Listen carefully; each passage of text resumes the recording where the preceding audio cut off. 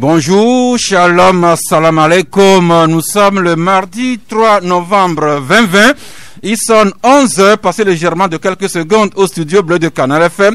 La même heure à Radio Courtoisie à Dapan, Radio Daoul à Bassa, Radio Sama FM qui émet depuis Niamtougou. Nous n'oublions pas Radio Centrale FM depuis Sokoré, à côté ici Radio Lumière en Héros. Et nous saluons vous tous qui nous écoutez un peu partout dans les différents pays d'Afrique, des Amériques, notamment aux États-Unis d'Amérique, où c'est jour d'élection aujourd'hui. Également, vous nous écoutez en Europe, en Asie et un peu partout dans le monde. À la technique, le trio Thomas Datevi, Michel Vitogbe Tomega et puis Géraud Dakucha qui va arriver incessamment. Le menu du Club de la Presse est très riche aujourd'hui. Les invités le sont pour autant.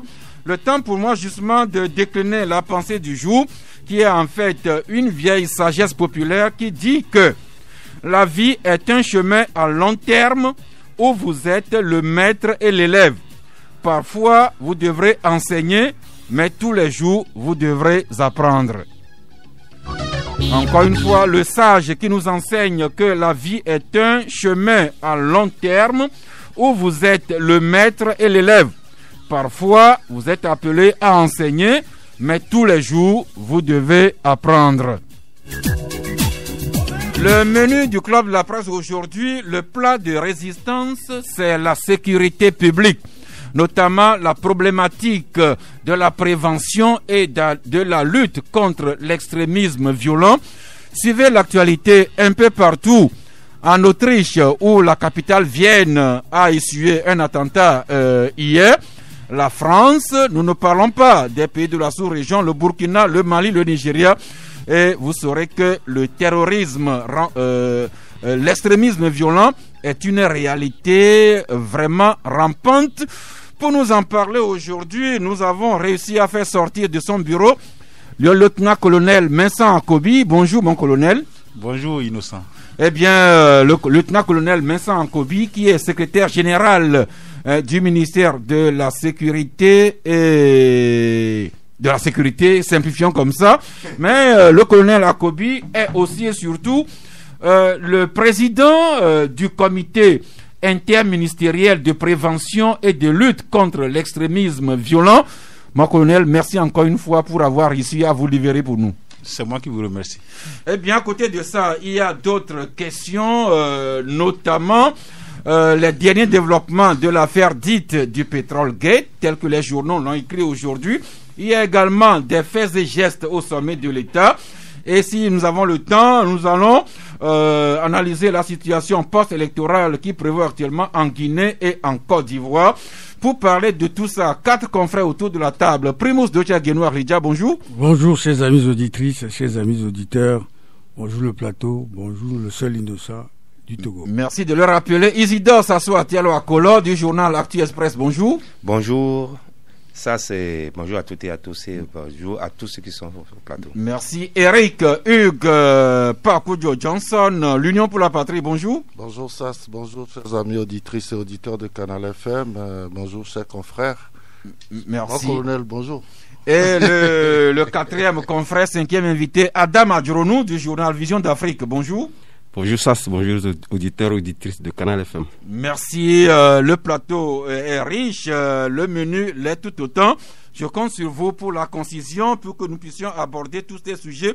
D'autant plus que nous allons commencer par rendre hommage à des célébrités qui nous ont quittés. Commençons par quelqu'un que Isidore doit avoir bien connu. Il s'agit de Efoué Vincent, ancien joueur des Aiglons de Lomé, ancien international du Togo dans les années 80. Je vous rappelle que Efoué Vincent a été de la campagne de la Coupe d'Afrique des Nations 84 qui s'était jouée en Côte d'Ivoire aux côtés des gens comme Asogba Yaovi, Djogou Akulasi Tao, Dosres Kwami, Mawina Kodjovi, Moutaïrou Rafiou, Alassane Nassirou et Sawazina Sanounu, Sunu Mauli, Denke Kossi Oiseau, Emile Da Silveira, Sapa Kossi, Boukari Saadou, Vincent Mondro, Antoine Comlan, etc. Eh bien, Isidore, Vincent Efoué vient de nous quitter. C'est triste. Je ne l'ai plus vu, ça fait plus de 30 ans. Hein. Évidemment, je ne sais pas comment nos illustres hommes disparaissent comme ça. Et le cas d'Émile même, que nous appelons Pisse-Vie, à l'époque, je ne l'ai plus vu. Et Denko Oiseau non plus. Non, ils sont partis déjà. Denko Oiseau est décédé aussi. Ah bon?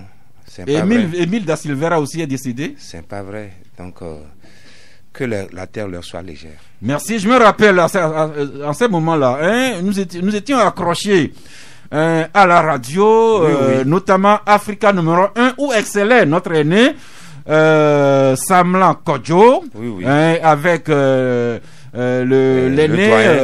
le doyen. Messa Niamé. C'est accroché à des radios que nous suivions les exploits de Vincent Efoué et consorts. Que la terre lui soit légère, comme on dit communément. D'autres célébrités également qui nous ont quittés. Les grands frères qui aimaient la série des films 007 007, notamment l'acteur Sean Connery, qui était l'une des vedettes de cette série. Eh bien, l'agent secret 007 du service secret de sa gracieuse majesté d'Angleterre est décédé samedi dernier à 90 ans. Les aînés se rappellent les films comme On ne vit que deux fois ou encore Les diamants sont éternels. C'est quelques-uns des films Goldfinger. Ah ok, voilà, les aînés parlent. Et c'est l'union qui nous le rappelle, tout comme un intellectuel sénégalais, africain, qui nous a également quittés. C'est Ibader Thiam, qui fut universitaire, syndicaliste et également homme politique. Voilà ces célébrités qui nous ont quittés et que vous nous rappelez. Et Eric? Oui, d'abord parlant de Sean Connery, je me rappelle bien quand les salles de cinéma, Opéra, Res, le Togo. Et puis Abé, Pape de Souza, tout ça existait encore. On courait, dès qu'il y a un film de James Bond, on courait pour aller regarder à satiété ces films-là. Mais malheureusement, aujourd'hui, toutes ces salles ont disparu. Et bon, le groupe Bolloré a tenté de mettre encore en place 2 salles de cinéma dans la grande ville de Lomé. Lomé, dans le temps où les gens venaient justement pour aller suivre des films dans nos salles. Passé Colgate, tu oublies. Oui, je dis franchement que bon, c'est un grand acteur britannique qui vient de partir avec toute sa célébrité. Mais concernant Ibader Thiam, on l'a surtout connu quand il se représentait à l'élection présidentielle au Sénégal. Moi, personnellement, je l'ai connu à l'université Cheikh Anta Diop. Et voilà, il vient de partir. Et ce monsieur, quand il s'est agi de refonder l'histoire du Sénégal, il a été l'un des artisans.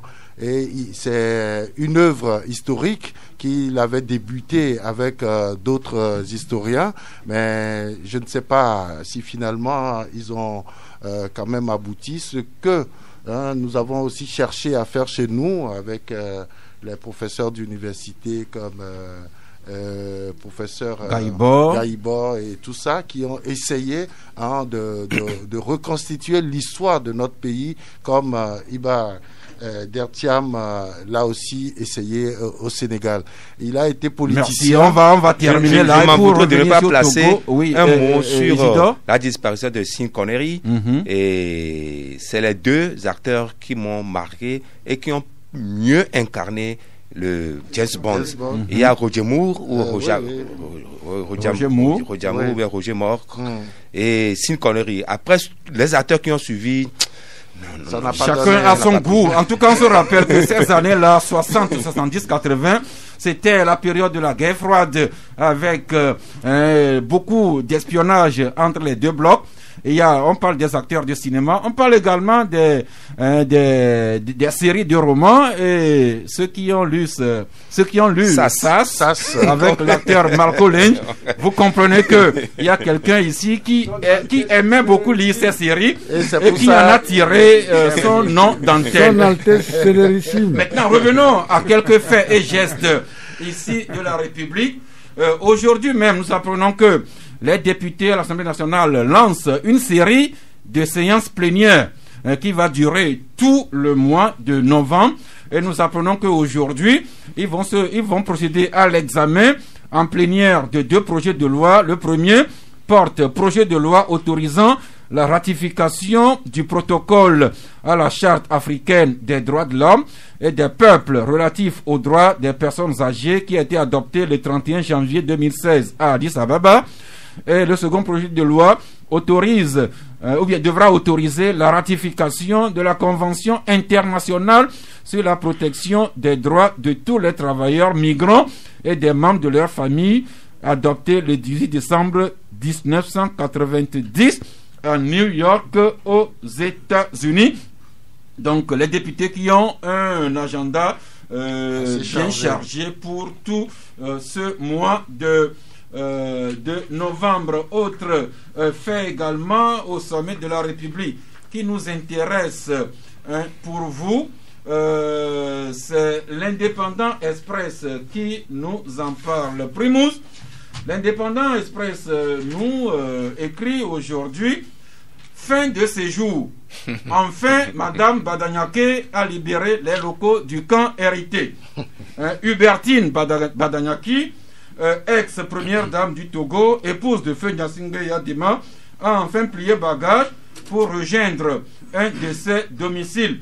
L'Indépendant Express rappelle que la présence au sein du camp militaire, avec tous les privilèges étatiques à l'épouse de feu le général Yadima, devenait gênante. D'aucuns accusaient même le chef de l'État de laisser perpétrer la gestion patrimoniale du Togo après la mort de son père. Eh bien, si l'information de l'Indépendant Express est vraie, Hubertine Badanyaki, veuve de feu Gnassingbé Yadima, a quitté le camp pour un domicile privé. Primus? Ce qui est tout à fait normal. Elle n'a pas. Depuis la disparition de son célèbre mari, elle n'a plus sa place. Elle n'avait plus sa place au camp hérité. Elle ne fait pas partie de l'armée. C'est la femme du président de la République, et avec tous les égards qu'on lui doit, même après la mort de son mari, sa place n'était pas là-bas. Et je ne sais même pas pourquoi ça a duré tant, pour que ça fasse même bruit dans la presse. C'est pas bruit, c'est juste information. Oui, merci d'une dernière brive j'en profite que pour nous saluer, partageons avec vous, Adam Adronou. J'en profite pour saluer son petit frère Henri. Merci beaucoup. Le petit frère de la grande dame est salué. Adam Adronou, c'est vous qui réagissez sur ce que nous écrit l'Indépendant sur la page 2. Prêt, pas pour la présidence. Lui, c'est Simfetcheou Mathias Prêt.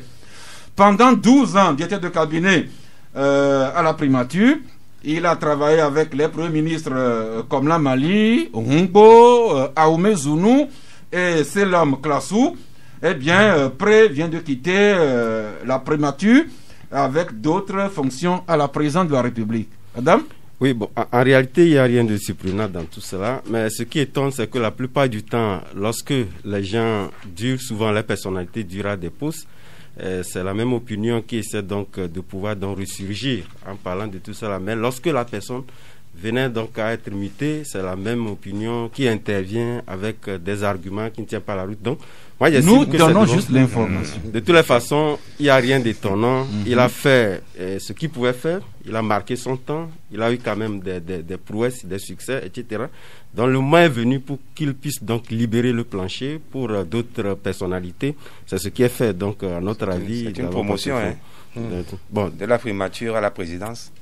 En tout cas, Mathias Simfetcheou Pré vient de céder la direction de cabinet de la première ministre à Etchiri Homevo, qui était anciennement secrétaire général du ministère de la Planification. C'est le jour des secrétaires généraux aujourd'hui. Mon colonel Akobi. C'est vous qui le dites. Ok, c'est nous qui le disons. Et pour vous introduire votre sujet, commençons par cet article du confrère Vision d'Afrique à la page 4. Adam Adjournou, vous écrivez « Cohésion, force de l'ordre et population dans le maintien de la sécurité publique. 368 policiers revisitent les fondamentaux de la police de proximité. » Un petit mot sur l'article, Adam. Oui, naturellement, vous savez, la notion de sécurité de proximité nous est parvenue, je pense que dans les années 2007-2017. Et par rapport à leur mission, la mission qui leur est dévolue, il y a eu des remontées qui laissaient croire, qui laissaient présager qu'il y avait, disons, cet antagonisme entre la population qui n'y connaissait pas assez sur cette mission-là.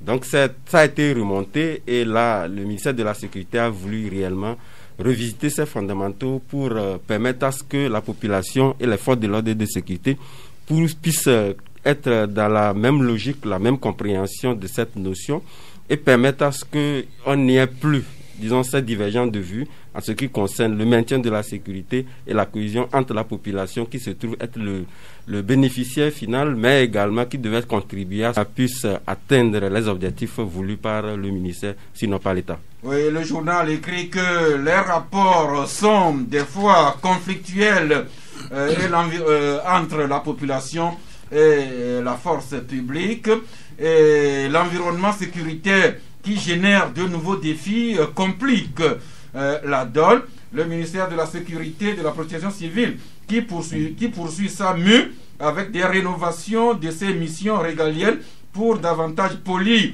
les relations entre les services de police de proximité avec les populations.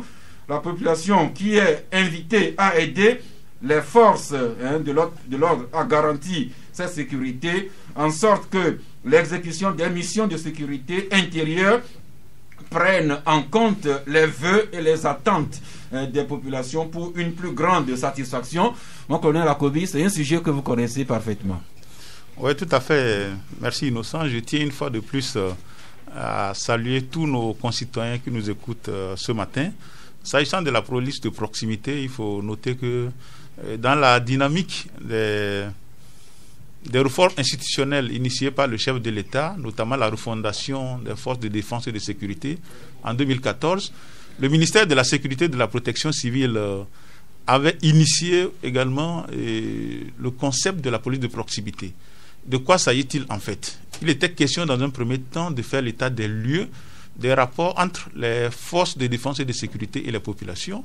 Et nous avons organisé à l'époque, avec l'appui de certains partenaires, un atelier à Tapamé où tous les acteurs étaient réunis, notamment les forces de défense, les personnels des forces de défense et de sécurité, la société civile, les médias, tout le monde était là et on est parvenu à la conclusion que, en fait, il y a une crise de confiance entre les populations et les forces de sécurité. Tantôt, les forces de sécurité reprochent à nos concitoyens de ne pas les aider dans leur mission, les populations qui ont aussi des griefs contre les forces de défense et de sécurité. Donc, on a fait l'état des lieux et il a été décidé de lancer le concept de la police de proximité. En fait, quand on parle de police de proximité, ce n'est pas une police différente de la police nationale, de la gendarmerie nationale, mais c'est un concept, c'est un mode d'action. L'objectif, c'est d'amener les populations à comprendre qu'elles doivent coproduire la sécurité avec les personnels de l'État, notamment les militaires, les policiers, les gendarmes. Et aussi au personnel des forces de défense et de sécurité de comprendre que nous sommes là parce que la population est là. Notre mission, le bénéficiaire initial et final, c'est la population. Donc il n'y a pas de raison que les rapports soient tendus entre les deux acteurs. Et là, nous avons développé la coproduction de la sécurité. Aujourd'hui, la sécurité ne doit pas être perçue comme le seul apanage des forces de défense et de sécurité. Parce que quel que soit le nombre d'agents, de militaires, de policiers, de gendarmes que vous avez, quels que soient les moyens que l'État met à leur disposition, si les populations ne les aident pas, je crois que leur mission est vouée à l'échec. Donc, il est question qu'on essaie de travailler ensemble, et c'est ce que nous faisons depuis 2014. Et la formation dont votre collègue a mentionné dans ces colonnes participe à cela. Merci. Et ça concerne aussi bien la police et la gendarmerie. Ce n'est pas seulement la police. Donc, pour nous, quand on parle de force de police, on entend et la police et la gendarmerie, tous ceux qui concourent à la sécurité intérieure sur l'ensemble du territoire national. Donc, nous devons ensemble coproduire la sécurité. La preuve en est la présence dans ce studio du secrétaire général du ministère de la Sécurité, de la Protection civile, mais qui préside également le comité interministériel de prévention et de lutte contre l'extrémisme violent. C'est l'objet même de votre présence dans ce studio, mon colonel. L'extrémisme violent, je le disais tantôt, l'actualité nous en parle tout le temps, la France, l'Autriche, le Mali, le Niger, le Burkina, le Nigeria, le Cameroun, où c'est l'actualité tous les jours. C'est ce qui a conduit sûrement l'État togolais, le gouvernement, à mettre sur pied ce comité interministériel de prévention et de lutte contre l'extrémisme violent. Mais commençons par la pédagogie. Qu'est-ce que vous appelez extrémisme violent et comment cet extrémisme violent se manifeste-t-il, mon colonel? Bon, merci. Il n'y a pas une définition internationalement reconnue ou universelle de la notion de l'extrémisme violent. L'ancien secrétaire général de l'ONU, Ban Ki-moon, disait que l'extrémisme violent doit être compris à travers ces manifestations. Et pour comprendre l'extrémisme violent, il faut partir un peu du contexte dans lequel nous évoluons aujourd'hui, notamment le contexte sécuritaire. Et il n'est plus un secret, vous venez de le dire, vous avez cité beaucoup d'exemples. La situation sécuritaire aujourd'hui est très préoccupante. Depuis longtemps, on parlait de terrorisme. À l'époque, on avait l'impression que c'était loin de nos pays, de nos horizons. Mais depuis les années 2000, le terrorisme a fait son apparition sur notre continent. Qui nous souviennent, dans les années 90, ça a commencé en Algérie avec le fils qui s'est transmué en GIA. Et après la répression des forces, en fait, après la lutte menée par les forces régulières, ces groupes se sont réfugiés au sud de l'Algérie, donc pratiquement au nord du Mali, et ont commencé par développer les activités. Et aussi dans les années 2002, au Nigeria, il y a la secte Boko Haram qui a fait son apparition. Au début, c'était des prêches, c'était la promotion de la violence. Et en 2000, toujours au Nigeria, en 2009, après l'assassinat de son leader, le groupe est rentré dans le maquis avec tout ce que nous connaissons aujourd'hui. Et tout récemment, en 2012, les groupes terroristes, groupes extrémistes violents ont fait leur apparition au nord du Mali. Jusque-là aussi, au début, c'était au nord du Mali que ça se passait. Jusqu'alors, le Burkina, le Mali, le Niger étaient épargnés. Mais ces groupes ont commencé par se multiplier, par intensifier leurs actions. Il y a eu une répression des forces internationales et maliennes combinées qui a essayé de les chasser du centre du Mali à l'époque de Gao. Vous vous rappelez qu'ils occupaient pratiquement la ville de Gao et d'autres villes au nord du Mali. Et après, on avait l'impression que le problème est résolu et quelques années plus tard, ces groupes ont ressurgi de plus belle. C'est comme si on a tapé dans une guêpière, les abeilles ou bien les guêpes se sont évaporées dans la nature et sont revenus en force. Et dans les années 2016, vous avez vu ce qui s'est passé au niveau de Grand Bassam, en Côte d'Ivoire. Et 2017, ces groupes ont commencé par envahir aussi le nord du Burkina. Aujourd'hui, pratiquement, en 2019, le centre et le sud-est du Burkina sont complètement envahis. Et ce sud-est fait frontière au nord avec le Togo. Il y a eu même des attaques à moins de 40 km au nord de la frontière de notre pays, à l'intérieur du territoire burkinabé. Il y a aussi l'enlèvement des 2 touristes français dans le parc de la Pendiari au Bénin et ainsi de suite. Et quand on a l'impression, et c'est ce qui se passe d'ailleurs, ces groupes évoluent et leur ambition, c'est d'étendre leur zone d'influence. Alors, s'ils sont déjà au niveau au nord, non loin de nos frontières, ça veut dire que s'ils doivent continuer par étendre leur action, ce serait de descendre vers le sud. Et par rapport à cela, je crois qu'on ne peut pas rester les bras croisés, parce que si on ne fait rien, un jour ils nous arriveront, on les aura sur les bras. Voilà pourquoi, depuis 2018, d'ailleurs ça a commencé en 2014, le chef de l'État a initié la refondation des forces de défense et de sécurité, qui a permis de réorganiser ces forces pour un meilleur maillage du territoire, afin de garantir la sécurité de l'ensemble du territoire national. Et dans la même dynamique, en 2018, il y a eu l'opération Koundiouaré, qui a été déployée dans la région des Savanes pour servir de bouclier, pour empêcher ces groupes terroristes ou extrémistes violents qui seraient en difficulté au nord de vouloir trouver refuge au niveau de notre territoire. Et je profite de l'occasion que vous m'offrez pour saluer tous les collègues militaires, gendarmes, policiers qui sont sur le terrain et qui mènent un travail formidable qui permet aujourd'hui à notre pays de vivre tranquillement la paix que nous connaissons depuis des années. Mais j'avoue que ce n'est pas du tout gagné. C'est parce qu'il y a un travail qui est fait. Un travail d'anticipation. S'il n'y a pas d'anticipation, on n'est pas loin de subir ce que les autres pays ont subi. Alors, justement, mon colonel, c'est par un décret en date du 15 mai 2019 que le chef de l'État a créé ce comité interministériel que vous présidez. Alors, voulez-vous nous rappeler les attributions qui sont les vôtres à la tête du comité? Bon, avant de parler des attributions, vous avez avant voulu savoir c'est quoi l'extrémisme violent. En fait, l'extrémisme violent, il n'y a pas de définition universelle non plus. Mais l'extrémisme violent doit être compris comme une pensée dogmatique. C'est la culture de l'apologie de la violence pour atteindre des objectifs politiques, religieux, et ainsi de suite.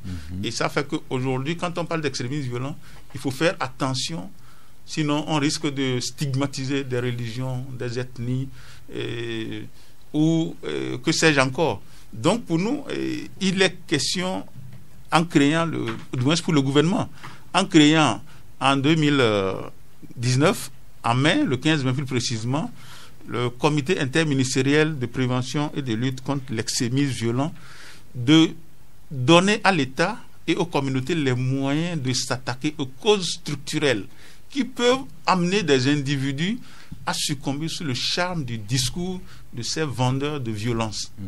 En fait, c'est de ça qu'il s'agit. Donc, en créant le comité interministériel, le CIPLEV, le gouvernement lui a assigné 2 missions essentielles, à savoir éradiquer ou réduire sensiblement la propagation de l'extrémisme violent sur l'ensemble du territoire national, et particulièrement dans les zones affectées ou à risque, en donnant aux communautés à la base les outils et les solutions dont elles ont besoin pour résister à ce fléau. Et comme deuxième mission, c'est de renforcer la coopération et la collaboration entre l'administration, les forces de défense et de sécurité et la société civile dans la prévention et la lutte contre l'extrémisme violent. En fait, quand on parle d'extrémisme violent, pour le comprendre, c'est de chercher à savoir qu'est-ce qui peut amener un individu, un citoyen, jeune, adulte, femme, homme, à tomber à adopter un discours qui l'amènera tôt ou tard à privilégier la violence pour régler un certain nombre de problèmes, quels qu'ils soient. Ça peut être économique, social et consort. Et aussi, quand vous lisez les histoires, ou bien vous écoutez les histoires de vie des gens qui ont appartenu à ces groupes, vous allez comprendre que les motivations sont diverses. Contrairement à ce que les gens peuvent penser en collant l'extrémisme violent ou le terrorisme à une religion, ce n'est pas en fait ça. Parce qu'il y en a qui adhèrent au discours de ces groupes pour des raisons personnelles. Il y en a, c'est pour des raisons religieuses, pour d'autres, c'est pour des motifs politiques, d'autres, c'est à la recherche d'un autre gain. Après, vous allez voir que ce qui se passe au nord du Mali, des fois, il y a la collision entre les groupes extrémistes violents ou terroristes et certains bandits de grand chemin, notamment les trafics de drogue et consorts. Donc c'est pour ça, au niveau du comité, nous faisons l'effort de ne pas stigmatiser, de ne pas faire d'amalgame en voulant définir l'extrémisme violent. Mais il faut le comprendre par ces manifestations, surtout pas ce qui peut amener des gens à aller vers ces groupes. Et si vous permettez, vous savez, c'est ce que nous appelons au niveau du comité les facteurs de vulnérabilité. Aujourd'hui, dans toutes nos communautés, il y a des facteurs de vulnérabilité. Ailleurs, c'est des conflits qui sont mal réglés, qui opposent des communautés. Quand vous allez dans d'autres régions, c'est la religion que les gens mettent devant. Dans d'autres encore, c'est le politique que les gens mettent devant. D'aucuns vous parleront du chômage. Donc, ça vous dit que vous parlerez également des formes d'injustice sociale. Tout à fait, ça participe à cela également. Il y en a peut-être, c'est parce que il y a eu une friction, soit un jour dans un règlement, il a été, que ce soit la justice, la police ou la gendarmerie, il n'a pas eu ce qu'il voulait et il rentre dans cette logique de discours de violence. Donc, ailleurs aussi, une faiblesse, voire l'absence de l'État également peut amener les gens à aller à cette nouvelle forme. Exactement. Et au niveau du comité, ce que nous faisons, c'est que, et même en créant le comité, l'un des objectifs assignés par le gouvernement, c'est qu'il faut marquer la présence de l'État. Des fois, c'est l'absence de l'État dans certaines zones. Quand vous prenez par exemple les zones frontalières, les zones reculées, où peut-être il n'y a pas une seule structure de l'État, il n'y a pas une représentation de la force, ainsi de suite. C'est dans ces espaces que ces groupes profitent pour s'enraciner, en fait. Or, s'il y a la présence de l'État à travers ces différentes structures, quand vous arrivez dans certaines régions, vous arrivez dans certaines zones reculées, bien sûr, vous arrivez peut-être que on ne voit un gendarme et un policier que lorsqu'il y a un problème. Or, s'il y a ces forces à côté, ça rassure d'abord les populations et ça empêche d'autres personnes mal intentionnées de vouloir s'installer. Merci mon colonel. Dans le comité, il y a des représentants de différents ministères et même de la société civile. Et en parcourant le décret et son arrêté, l'arrêté interministériel, je constate que le CIPLEV n'existe pas seulement à Lomé ici, mais est implanté juste dans les préfectures, voire dans les cantons. Alors, comment est-ce que vous fonctionnez pour qu'il n'y ait pas collision ou il y a confusion avec la police et la gendarmerie traditionnelle? Bon, je crois que je vais commencer par le dernier bout de la fin de votre phrase. En fait, le CIPLEV ne remplace pas les administrations existantes. Le CIPLEV ne remplace pas la police, la gendarmerie, l'armée ou les administrations. En fait, le CIPLEV aussi est un mécanisme souple. Parce qu'on a parlé des groupes terroristes qui se sont multipliés dans beaucoup de pays, même dans nos pays voisins. Mais ça veut dire que l'option militaire est certes bonne, c'est l'intervention, mais n'est pas suffisante pour régler l'ensemble de ces problèmes. Donc le CIPLEV est un mécanisme souple qui vient en complément du dispositif opérationnel pour prévenir toute forme d'extrémisme violent dans notre pays. Maintenant, parlant effectivement, l'article 8 du décret prévoit que le CIPLEV dispose des démembrements locaux. Ces démembrements sont des comités locaux dans chaque préfecture, les comités préfectoraux et les comités cantonaux.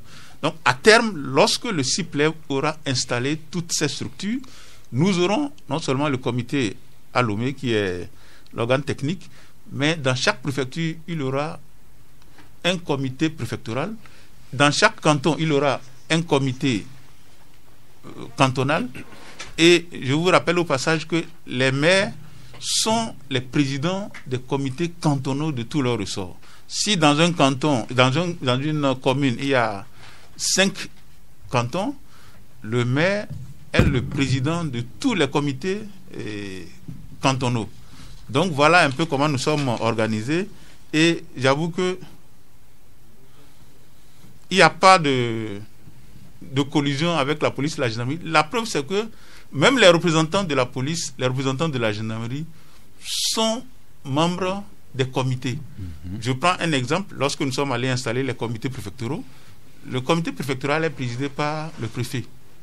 Et en plus, il y a les collègues des forces de défense et de sécurité qui sont membres, il y a les collègues, les compatriotes des autres administrations, il y a la société civile, il y a les organisations de femmes, les organisations de jeunes, ainsi de suite. Et c'est la même architecture au niveau des cantons également.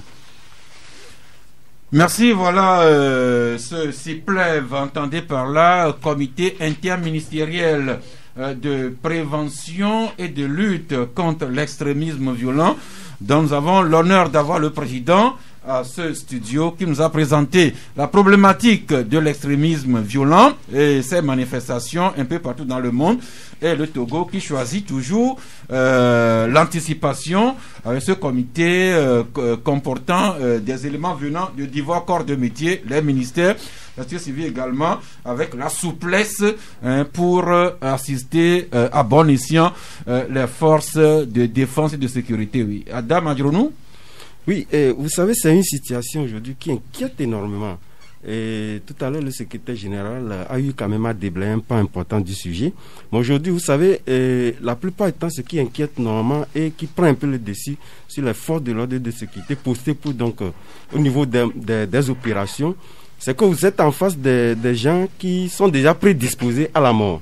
Pour faire le parallèle, en réalité, s'il n'y a plus la parole, pour faire le parallèle, ce que nous constatons aujourd'hui avec des homicides volontaires que nous connaissons aujourd'hui dans nos sociétés, laisse présager que si réellement on n'avait pas mis donc de l'emphase sur cette situation, pour que cette situation ne nous encadre pas, ces gens-là qui sont prédisposés à mourir eux-mêmes, à se donner la mort par des homicides, peuvent réellement basculer sur ces genres d'actes-là.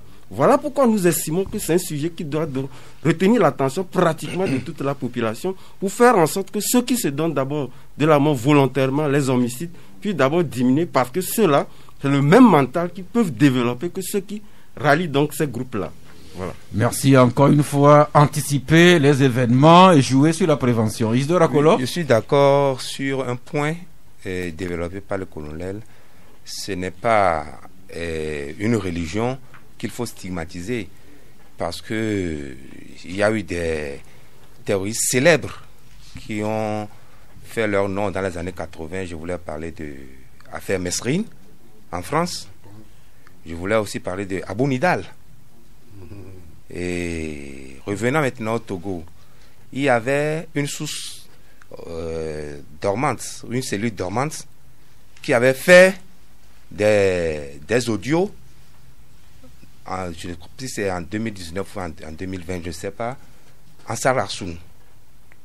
Est-ce que vous avez une idée de cette cellule dormante? Chez nous ici au Togo. Chez nous au Togo. Merci. Et qu'en est-il? Merci. Et Eric, vous manifestez aussi? Non, je voudrais poser une question. Comme il y a déjà une question. Ok, bon colonel. Qu'il y ait des cellules dormantes, personne ne peut vous dire oui ou non, mais à partir du moment où nous sommes frontaliers avec un pays qui est aujourd'hui complètement affecté, c'est un pays voisin, un pays frère, qui se bat contre le phénomène. Et vu la proximité de la région des savanes avec le sud-est de notre voisin du nord, vu les similitudes qu'il y a entre ces régions, d'abord, des fois, c'est les familles. Hein.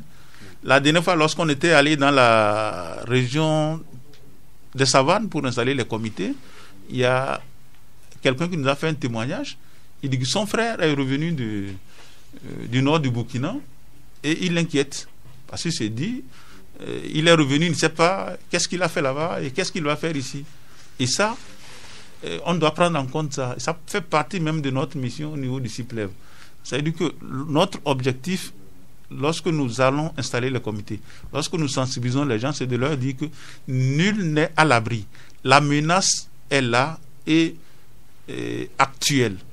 On doit prendre toutes les mesures pour faire en sorte que cette idée ne prenne pas corps dans notre pays. Maintenant, c'est vrai, la frontière, elle est poreuse.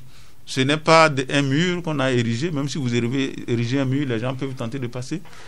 Ça peut arriver, mais de façon formelle, est-il qu'il y a un travail qui est fait, un travail d'anticipation, aussi bien du point de vue opérationnel que du point de vue du CIPLEV, pour faire en sorte que nos populations soient résilientes. D'abord, il faut prendre conscience de la chose, il faut connaître le phénomène, le comprendre et être préparé, parce que lorsque vous êtes préparé, et que demain quelqu'un vient tenir un discours un peu déplacé devant vous, ou lorsque vous recevez quelqu'un qui a des comportements suspects, tout de suite vous attirez l'attention des autorités pour dire nous sommes en face de tel individu, on ne sait pas trop ce qui se passe et les dispositions seront prises. Ça fait partie de notre mission. Donc aujourd'hui, personne ne peut vous dire voilà, il y a des cellules ou pas. Mais est-il qu'il y a un travail de fond, de fourmi qui est fait sur le terrain, et nous nous réjouissons de ce qui est fait, parce que quand même, à ce jour, notre pays ne connaît aucun incident de ce genre, contrairement à certains de nos voisins. Ça veut dire que ce n'est pas le fruit d'un hasard. Il y a un travail qui est fait dans l'ombre, ce travail à qui nous souhaitons beaucoup d'efficacité. Eric ? Et justement, je voudrais demander au colonel comment est organisé le travail au niveau de CIPLEV avec tous ces démembrements. Comment le travail est organisé? Bon, ça nous ramène à notre fonctionnement. Oui. C'est-à-dire que le CIPLEV a aujourd'hui des comités. Bon, à terme, on doit avoir les comités cantonaux et les comités préfectoraux sur toute l'étendue du territoire. Mais à ce jour, nous avons installé les comités dans 14 préfectures sur les 39, à savoir les préfectures de la région des Savates, les préfectures de la région centrale, ainsi que la préfecture d'Assoli et la préfecture de l'Akiran. Dans la Kara, ça? Oui, dans la Kara. Il reste encore 5, mais nous sommes dans le processus de... Bon, n'eût été peut-être l'avènement de la Covid, certainement qu'on serait allé plus loin. Bon, maintenant, là où les comités sont déjà installés, d'ailleurs tout récemment aussi, nous profitons pour remercier le chef de l'État et le gouvernement qui a mis à la disposition du comité des personnels de soutien que nous avons déployés auprès de ces comités pour les aider dans cette mission, dans cette tâche en ce qui concerne le CIPLEV. Maintenant, les gens sur le terrain, il est question d'aller auprès des populations, de collecter les informations, de les remonter. Et au niveau central, nous faisons une compilation qu'on fait parvenir au gouvernement. Et quand on parle de CIPLEV, il faut voir aussi qu'il y a 3 structures. Il y a le comité de suivi. Le comité de suivi qui est composé de 6 ministres. Il est présidé par le ministre de la Sécurité, il y a le ministre chargé de l'administration territoriale qui assure la vice-présidence. Il y a le ministère des Armées qui fait partie du comité de suivi, le ministère du Développement, la base, le ministère de l'Économie et des Finances, ainsi de suite. Donc, nous rendons compte au ministère, au comité de suivi de tout ce qui est constaté sur le terrain. Notamment, notre mission, c'est de relever tout ce qui est facteur de vulnérabilité au niveau de toutes les régions. Qu'est-ce qui peut, dans telle préfecture, dans tel canton, dans telle région, peut amener les gens vers les discours extrémisme violent. Et parce que, comme on l'a dit, il y a dans tous les pays, riches ou pauvres, petits ou grands, il y a toujours des facteurs de vulnérabilité. L'État ne peut pas satisfaire à 100% les aspirations des populations. Maintenant, notre mission, c'est d'attirer l'attention du gouvernement en disant que, ici, il y a tel souci, il faut qu'on prenne les mesures. C'est pourquoi il disait tout de suite que le CIPLEV ne remplace pas les administrations existantes, que ce soit les forces de défense ou de sécurité ou bien les autres ministères. Lorsque, par exemple, nous nous rendons compte que dans telle localité reculée, il n'y a pas d'école et que ça peut amener des problèmes, on attire l'attention du gouvernement qui donne des instructions au ministère chargé de l'enseignement pour prendre les mesures. Il y en a, par exemple, c'est parce qu'ils sont coupés du territoire. Il n'y a pas de pont, ils sont coupés. Ça peut amener les gens, ça peut créer des frustrations chez les gens. Vous savez, quand quelqu'un est frustré, c'est facile pour la personne de basculer sous le discours de quelqu'un qui vient lui proposer autre chose. Parce qu'en réalité, les groupes extrémistes violents surfent sur ces faiblesses de l'État pour pouvoir opposer les citoyens à l'État, pour pouvoir monter les citoyens contre l'État. En fait, c'est contre tout ça là que nous luttons. Et notre mission, c'est de collecter les informations sur le terrain, les travailler, les sensibiliser, les remonter. D'ailleurs, nous sommes en train de travailler en ce moment. Nous avons un siège au niveau de Adidogomé. Nous allons avoir un système, une salle d'alerte précoce qui permettra à chaque fois, en temps réel, de remonter les informations du terrain pour dire attention, ici il y a tel problème, tel problème. Merci à vous, mon lieutenant-colonel Vincent Akobi, qui préside le comité interministériel de prévention et de lutte contre l'extrémisme violent. Notre invité qui est lui-même secrétaire général du ministère de la Sécurité et de la Protection civile. Mais l'actualité, c'est aussi les nouveaux développements de ce qui est convenu, l'affaire du pétrole gay. Ça, si tu permets, oui. Je voulais poser une question au niveau de la police de proximité. Aujourd'hui que nous sommes dans la décentralisation, est-ce qu'il ne faille pas aller à la police municipale? Mon colonel? Non, je crois que quand vous lisez les textes sur la décentralisation, ça c'est un domaine qui ne peut pas être concédé aux collectivités. C'est vrai, dans d'autres pays, on parle de police municipale, mais chez nous, dans notre pays, ce n'est pas, la loi ne le permet pas. Donc, la police reste une attribution de l'État. Voilà. Merci. Maintenant, les nouveaux développements de l'affaire dite de Petrol Gate, avec de gros chiffres à la manchette des journaux aujourd'hui. Liberté qui écrit que plus de 500 millions de francs CFA versés sur le compte de Lexim Balouki en 14 mois.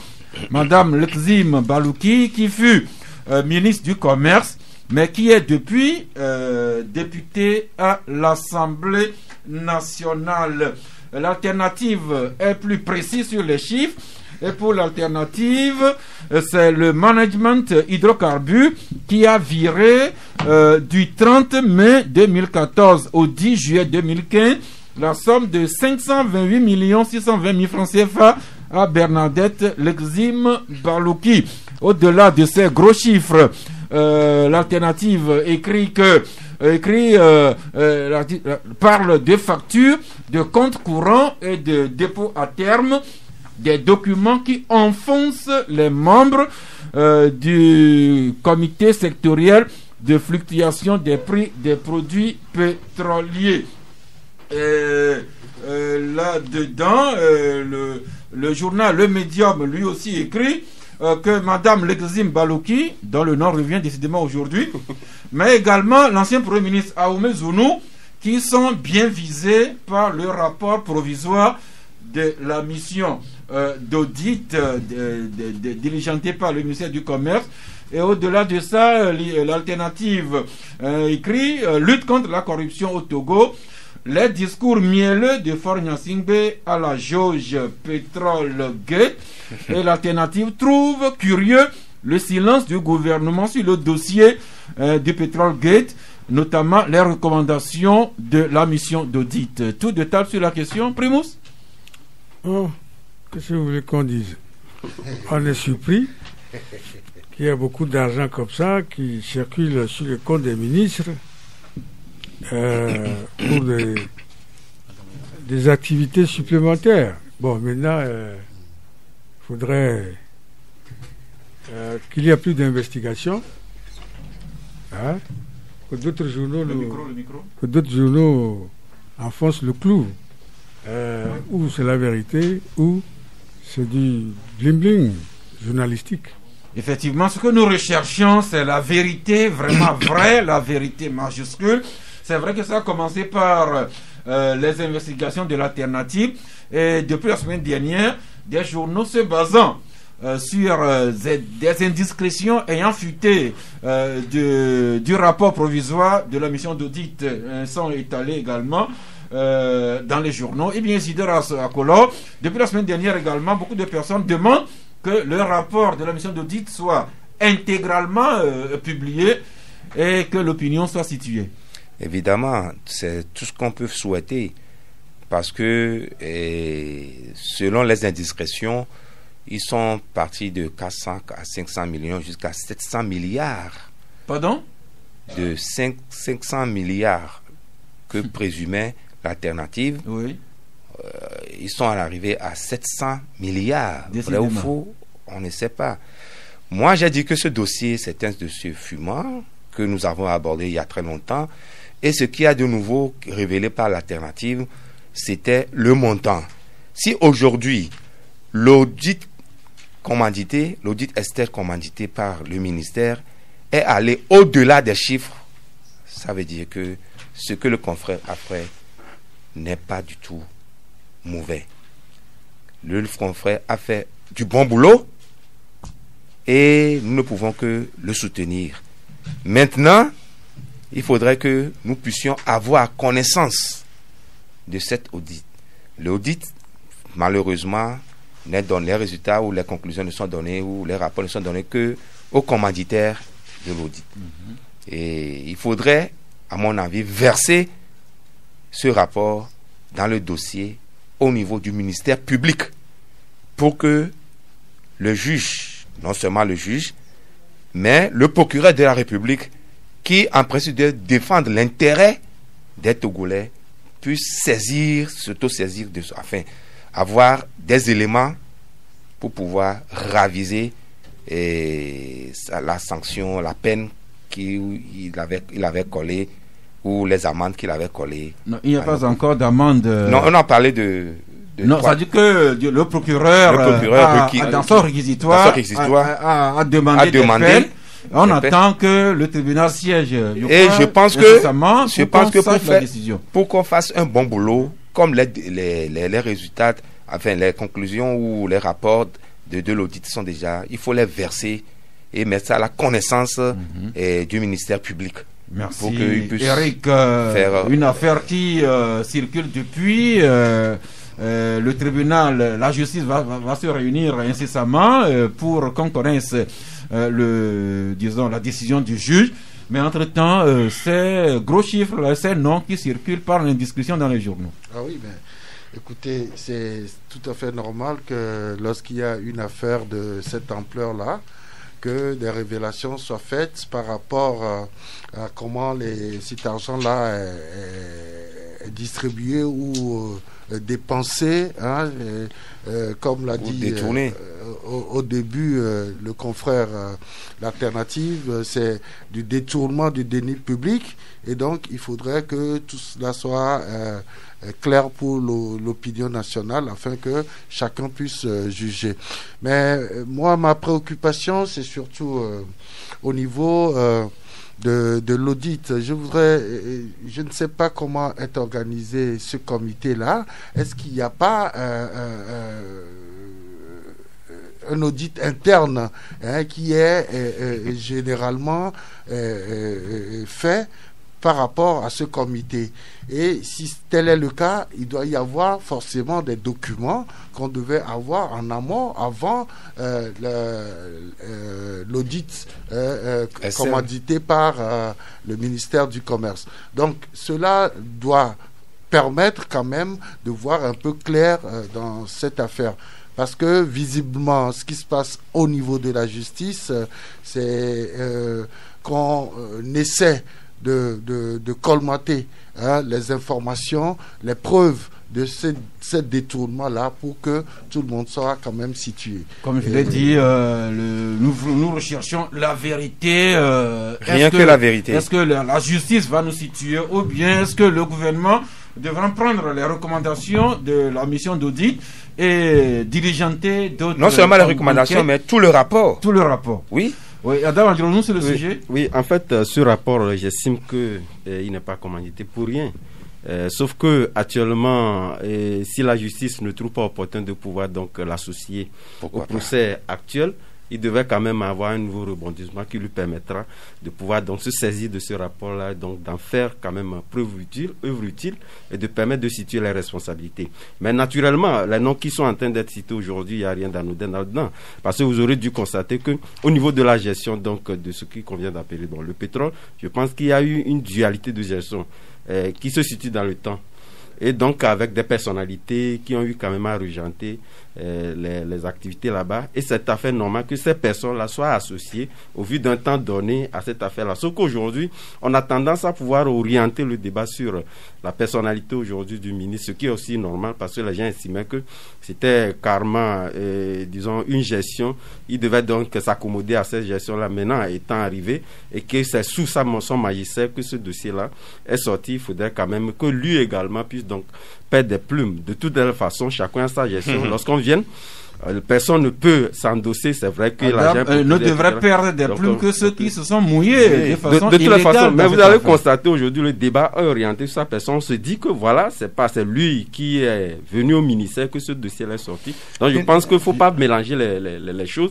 C'est vrai, certains peuvent s'accommoder, mais d'autres disant non. Et voilà ce que Adédi a fait. Moi, je pense que ce serait cocasse de la part de quelqu'un qui se sent mouillé de commanditer un audit.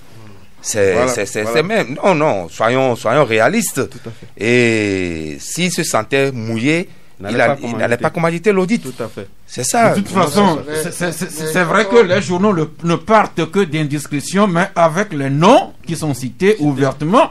Madame Lekezim, qui a été longtemps ministre au gouvernement, tous ceux qui sont passés par ce député à l'Assemblée ministère nationale aujourd'hui, même l'ancien ministre Aoumé Zounou, on cite même tous les ministres qui sont passés par le ministère du Commerce. Le moins qu'on puisse souhaiter, c'est que la vérité diligence soit faite pour que toute la vérité triomphe. Une chose est sûre, depuis que M. Gozan est passé par là et nous a donné la grille des produits pétroliers, nous étions de ceux qui disaient qu'il y a des faux frais. Aujourd'hui, une chose est constante, le pétrole se vend au large du Togo. Qu'on nous donne la grille, et s'il y a encore le coût CAF, coût achat fret, on saura ce qui se passe. Beaucoup de choses sur lesquelles les Togolais devraient situer. On va terminer rapidement par une sortie en Guinée et en Côte d'Ivoire. Ces deux pays qui connaissent des situations post-électorales assez compliquées, pour ne pas dire vraiment hasardeuses et inquiétantes. Alors il y a Carlos qui publie une chronique dans son journal intitulée Guinée, Côte d'Ivoire, les affres de l'apocalypse électorale. Autre article, tension et incertitude après une présidentielle controversée en Côte d'Ivoire. Toujours sur la Côte d'Ivoire, Liberté qui écrit à la page 6 que le centre Carter qualifie l'élection présidentielle de pas crédible.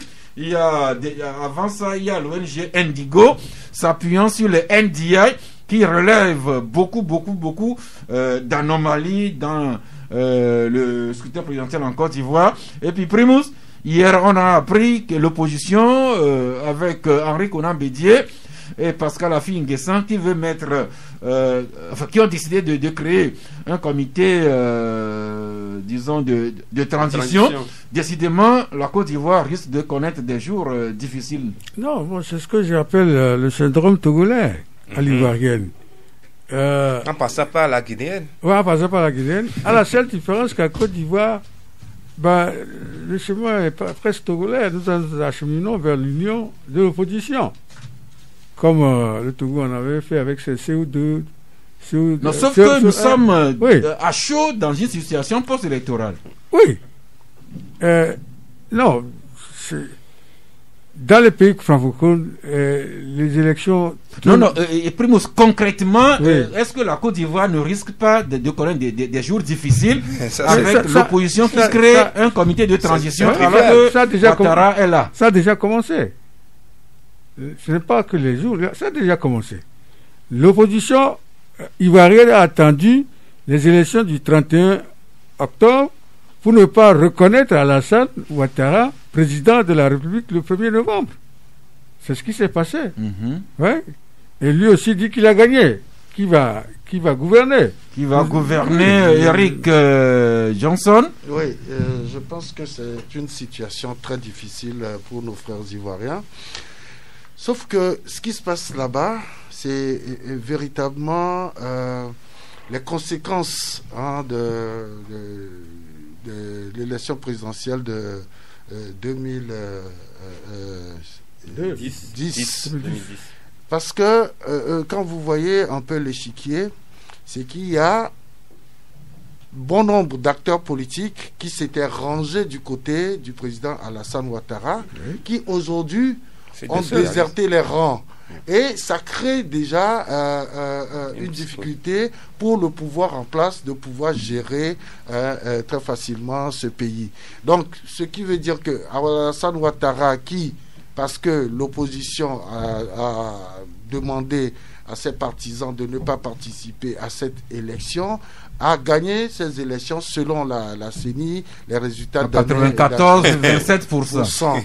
Donc, ce qui veut dire que il va avoir véritablement un problème par rapport au taux de participation. Donc, Alassane Ouattara va gérer difficilement ce pays-là maintenant, si tant est que ses anciens soutiens se sont retirés un peu de son joug politique. Merci. On va devoir suspendre la technique. Je signale qu'il est 12h. Nous avons déjà un peu empiété. Le temps de souffler un petit moment et puis rebondir avec les auditeurs. Merci de nous avoir suivis. À présent, nous nous branchons sur vous. Nous comptons sur vous pour revenir sur l'un ou l'autre sujet débattu aujourd'hui. Le premier auditeur en ligne, bonjour. Allô, bonjour l'ami en ligne. Oui, bonjour. Oui, c'est monsieur Gaston. Gaston. Oui. Ok, nous vous écoutons. Et je voudrais, avant toute chose, vous remercier pour tout ce que vous faites dans ces émissions. Et le thème sur le terrorisme est très prépondérant. Et vu aussi l'importance que le gouvernement, avec en tête le chef de l'État, accorde à ce thème, à ce volet, nous voulons aussi intervenir. Non seulement pour féliciter, mais surtout lancer un appel très fondamental, très capital à tout le Togo, à tout le peuple togolais, de s'aligner derrière ce comité pour que, ensemble, avec le monde entier, nous puissions combattre contre le terrorisme. Donc, mon appel, c'est juste pour encourager et lancer un appel à tout le peuple togolais de s'aligner. Le travail, c'est surtout appartenir, avant toute chose, aux civils, avant d'appartenir aux forces de l'ordre et de sécurité. Pour cela, que le comité travaille sans aucune exclusion, emballer tout le monde dans ce combat, parce que actuellement, ça semble être loin de nous, mais mettons avec ce que c'est juste à côté. Donc, c'est pour féliciter le gouvernement. Merci beaucoup, l'ami Gaston. Et dire que tout le peuple togolais doit se mettre ensemble pour appuyer ce comité. Merci à vous, Gaston. Un terme qui a sorti plusieurs fois. Nous devons coproduire ensemble notre sécurité individuelle et collective. L'auditeur suivant, bonjour. Salam alaikum, monsieur. Monsieur Ouaris depuis Azaou. Oui, monsieur Sarr, c'est concernant l'histoire, l'affaire du pétrole gate. Monsieur Sarr, finalement, cette histoire du pétrole gate devient finalement un véritable serpent de mer où on ne sait pas là où il y a la tête, là où il y a la queue. Ça nous inquiète, monsieur Sarr. Nous, les citoyens, quoi qu'on dise, c'est l'argent du contribuable. Et vous allez voir qu'à chaque sortie de cet organe, je parle de l'alternative bien sûr, il révèle des choses encore pires. Ce qui révèle Ferdinand Haïté, si vraiment tout est vérifié, là, c'est un scandale économique, un crime financier. Au même moment, entre-temps, l'université du Togo cherche, je ne sais plus combien, 70 millions ou bien 100 millions pour faire certaines recherches. L'ami Ouaris, ne faisons pas de confusion. Restons sur le sujet. Donc, moi, nous vous aidons. La presse va aider à découvrir la vérité. Vous pouvez terminer, s'il vous plaît. Je fais confiance à la justice togolaise. Et j'en appelle le président de la République, qui est aujourd'hui chef de l'État, chef du gouvernement, de commander un audit pour que la vérité soit faite. Pour le moment, on ne doit pas condamner personne dans cette histoire. Nous ne condamnons personne. Nous vous donnons les sujets, les évolutions au jour le jour, tels que chacun des journaux, chacun des journalistes travaille sur le sujet. Allô? Oui, bonjour l'ami. Abonné. Oui, allez-y. Oui, il y a l'invité, le colonel. Non, malheureusement, il a dû nous quitter. Nous avions convenu même de 30 minutes, mais il a fait pratiquement 1 heure. Mais il a été... Enfin, il nous a quittés avant pour répondre à d'autres questions. Mais posez quand même la question. Oui, j'aimerais poser la question à savoir, est-ce que l'usage excessif et non proportionnel de la force brute de ceux qui le détiennent peuvent conduire à cet événement de extrémisme violent. Voilà. Sur Petrol Gate, j'aimerais demander si le juge et le procureur d'État peuvent continuer par percevoir leur salaire, sur le fait que c'est celui qui travaille qui a droit au salaire. Voilà un travail sur lequel ils doivent investiguer et introduire les dossiers en instruction. Délibérément, ils refusent de l'instruction. Est-ce qu'ils doivent percevoir leur salaire? Merci. Les juges seront avisés. Mais pour revenir sur la première question, le colonel parlait de toute situation pouvant créer, à tort ou à raison, des frustrations au sein de la population. Mais peut-être que nous y reviendrons prochainement. L'auditeur suivant, bonjour. Bonjour, monsieur Sass. Oui. Oui, c'est Papa Sadina depuis Amoudrivé. Oui, nous vous écoutons. Bon, je remercie vos invités et surtout le développement de Madame Adrovi qui m'a vraiment impressionné. Madame qui? C'est Madame Adrovi, monsieur Adrovi. Après le colonel. Adam Adjoronou. Adjoronou. Voilà, ça m'a son développement vraiment impressionné. Puisque ces extrémistes, l'intervention de ces extrémistes, la violence extrémiste, c'est ça. Vraiment, la pauvreté extrême. Comment il y a beaucoup de suicides dans notre pays, dans ces jours-ci. Vraiment, ça peut conduire à ces violences extrémistes. Bon, secondo, elles sont vraiment, vraiment, j'ai oublié la seconde question, mais vraiment, cette pauvreté, ça peut attirer les extrémistes. Merci. Notre invité parlait de frustration ou de toute situation de vulnérabilité. On y a ajouté l'absence ou l'insuffisance de la présence de l'État. Malheureusement, il nous a quittés, mais le sujet est toujours d'actualité. Votre correspondant vous a mis... Ah, Chad. Mais il reviendra sûrement. Allô, nous sommes là. Si l'invité revient, nous le recevons. Bonjour. Oui, allô. Oui. Oui, c'est Pelé. Pelé, allez-y. Je voudrais parler au colonel, mais il est parti. Mais c'est concernant l'insécurité dans la sous-région. Quand il parlait de kidnapping qui a été fait dans les Pendjar au nord du Bénin. Mais ce qui s'est passé... Non, Pendjar n'est pas... Il parlait de Pendjari. Oui, du Pendjari, du Pendjari au nord du Bénin. Là où on a kidnappé 2 Français et un Béninois, le guide. Mais on a retrouvé le Béninois décapité. Mais les 2 Français, on est parti les chercher. Où est-ce qu'on est parti les chercher? Et on les a ramenés en France. Vous voyez, il y a une complicité entre la communauté internationale et nos pouvoirs en place. Ça, c'est très clair. Parce qu'on ne peut pas aller chercher ces gens-là, là où on a dit que ce sont les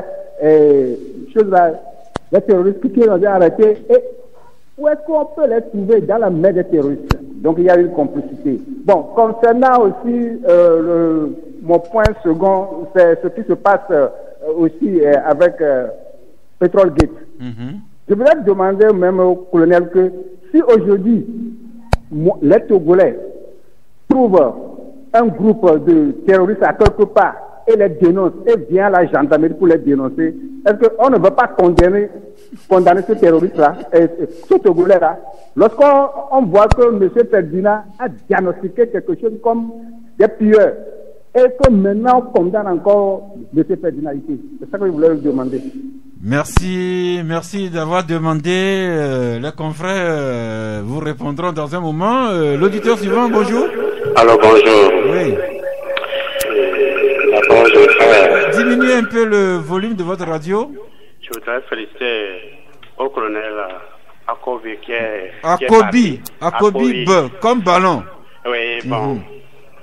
Pour la sécurité qu'ils entretiennent pour la sous-région. Bon, en ce qui concerne le pétrole gate aussi, je félicite le ministre ADG pour avoir ordonné un comité d'audit. Donc, ils ont donné leur rapport.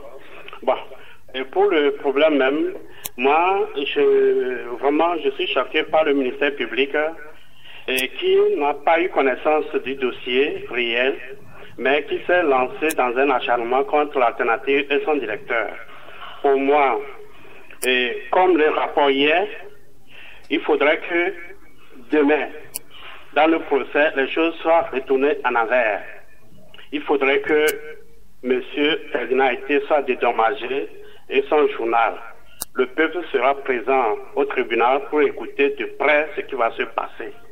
Merci. Merci Patrick Sizing Akadjao. Le suivant déjà en ligne. Bonjour. Ok, le temps qui...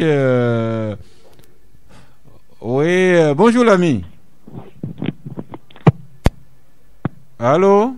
Allô, moi c'est M. Komlavi. Oui, allez-y, Komlavi. Oui, je suis là plateau. Et je voulais vraiment remercier notre invité, M. le colonel, pour l'esprit de prévision et de protection qu'ils prennent pour protéger la population togolaise par rapport au extrémisme violent. Il vient d'évoquer plusieurs causes à ce phénomène. J'aimerais savoir, en attendant d'implanter leurs représentants dans les autres préfectures, et ce ne serait pas bien de s'associer les chefs religieux pour qu'ils puissent aussi intervenir dans leur prêche pour préparer les fidèles à ne pas céder à ces laveurs de cerveau. C'est ce que je voulais souhaiter. Merci. Parce que c'est une bonne chose, parce que ça nous a préservé beaucoup de mots que nous connaissons ailleurs, qu'on puisse continuer dans cet élan. Je préfère qu'on ajoute aussi les chefs religieux à leur lutte. Merci. Je ne le connais pas là, mais déjà, je puis vous dire que le décret créant le comité et l'arrêté interministériel mentionne des représentants de différentes confessions religieuses dans le comité à tous les niveaux. Il y a la société civile, il y a représentants des femmes, représentants des jeunes. Donc c'est un comité qui se veut vraiment inclusif et qui comprend toutes les couches sociales pratiquement. Oui, il y a également des journalistes dedans. Le décret, vous pouvez vous le procurer à Edith Togo pour savoir exactement ce qui est mis dedans. Le dernier auditeur aujourd'hui, bonjour. Allô. Oui. Allô. Oui, bonjour. Bonjour, mon directeur. Papa Sibiti. Félicitations à vous tous. Je vous en prie. Les radios, grâce à vous, tout le peuple togolais est au courant de ce qui se passe. J'ai voulu adresser mes félicitations au colonel Akovi. Tout se repose, tous les problèmes du Togo se reposent sur ce que il préside. L'injustice, c'est ça qui fait la faim.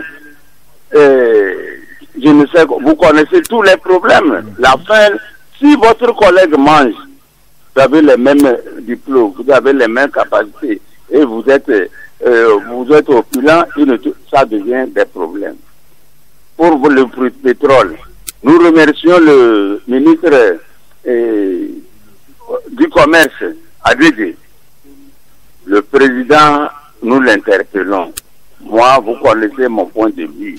Nous n'avons que ce seul président. Je ne veux pas dire qu'il parte. S'il part, est-ce que j'ai quelqu'un pour le remplacer? Tout ce qui se passe, c'est sur sa tête. Il n'a qu'à tout faire pour que ce dossier-là soit libéré, pour que tout le monde ait sa part, pour que les Togolais soient heureux. Merci beaucoup. Je vous en prie, Papa Sibiti, tout comme nous remercions tous ceux qui ont pu entrer en ligne aujourd'hui. Nous faisons le point, vous avez chacun 1 minute pour réagir sur l'un ou l'autre propos tenus par les confrères. Adam Adjronou.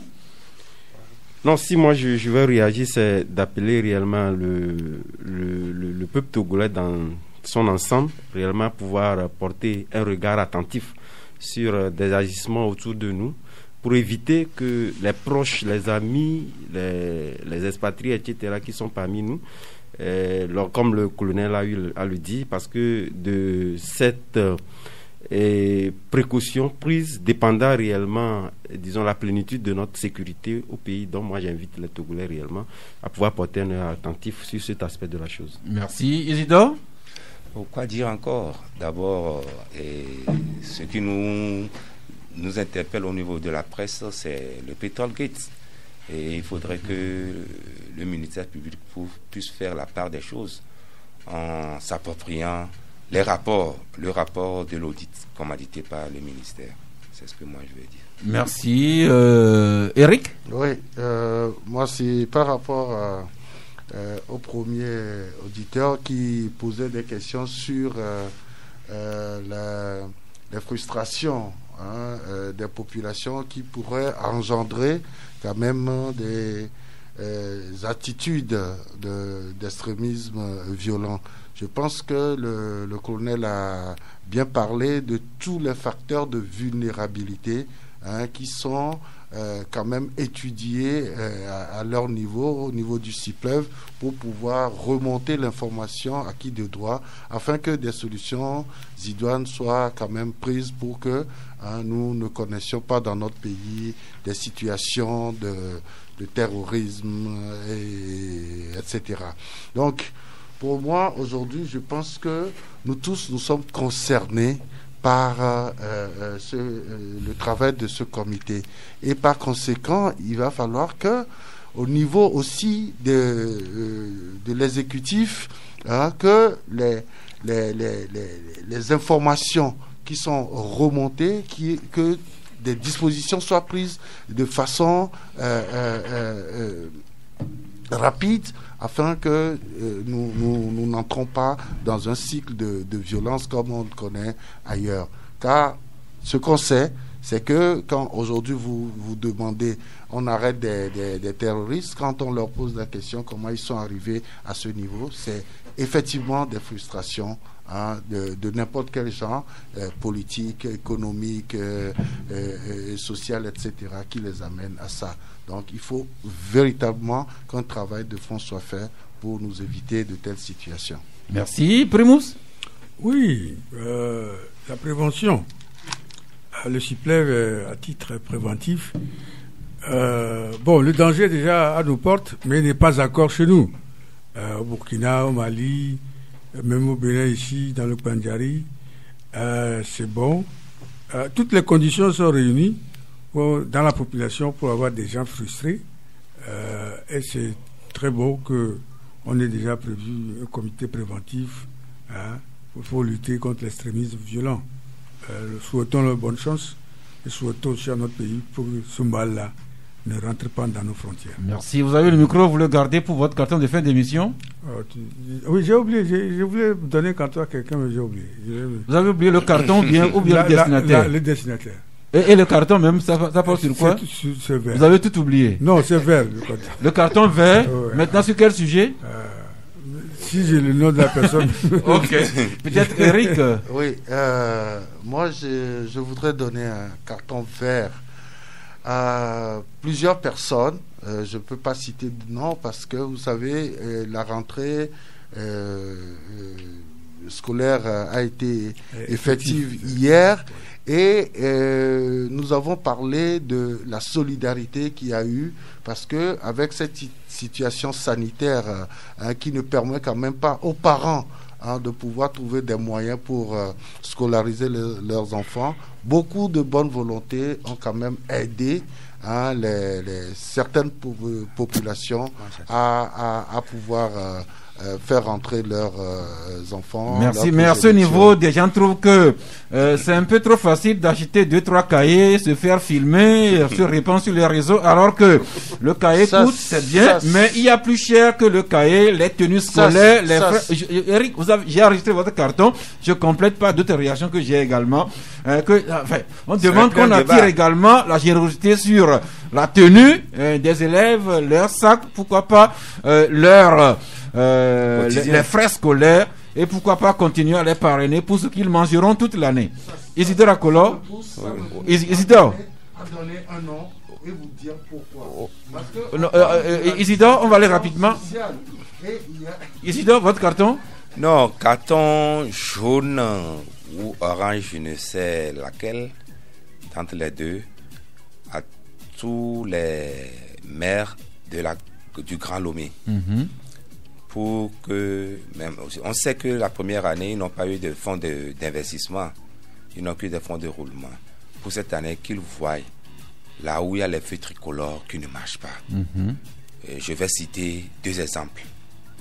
Au niveau de Décon, ça fait depuis décembre 2018 que le feu tricolore ne fonctionne pas. À Décon. En allant côté droit. Et quand on appelle allons-y rapidement, Santana Prédit, c'est ça, non? Oui. Bon. Et Baguida aussi. Au niveau de Simtogo, vous revenez d'Anero, vous ne savez que si le fait est rouge ou vert. Donc que les maires de ces communes fassent réparer ces feux. Ce n'est pas seulement on va finir. Adam Adrou, s'il vous plaît, rapidement. Adam? Oui, mon carton il est vert. Moi je l'ai attribué à tous ces parents-là qui ont fait œuvre utile, prévaloir le bon sens en ce qui concerne donc ces mesures barrières-là et qui ont respecté scrupuleusement les mesures si ce n'est pas le gouvernement et qui peut naturellement nous permettre de se mettre à l'abri de cette pandémie. Merci le Club de la Presse qui remercie vraiment le colonel Akobi et le ministère de la Sécurité pour sa disponibilité au plateau aujourd'hui pour nous éclairer sur le CIPLEB. Le Club de la Presse également qui réitère son amitié, sa confraternité au journal L'Alternative, à Ferdinand Haïté, à toute la presse d'investigation qui nous amèneront sûrement à découvrir toute la vérité sur cette affaire dite de Petrolgate. C'est fini pour aujourd'hui, mais on se retrouve demain, mercredi à 11h, si Dieu le veut et Dieu le voudra bien. Continuons à célébrer la vie.